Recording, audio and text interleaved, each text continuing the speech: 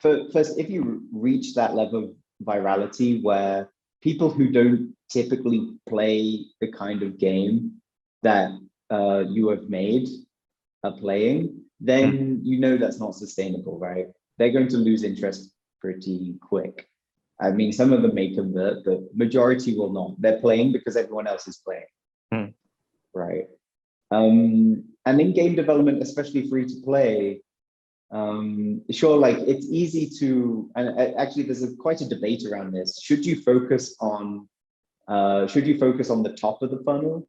Because any effect you have on day one retention, you know, of your users has this trickle down effect, which sort of, you know, all the way down to like day 30 plus, which isn't very easily achievable if you were trying to sort of affect day 30 retention by itself, right? So some game developers will always focus on the top of the funnel and widening that as much as they can.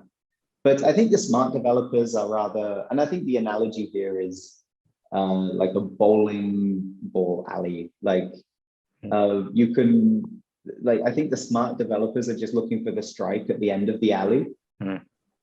Rather than sort of the journey the ball takes. So I think like the studios like Supercell will only optimize for those day 30 players.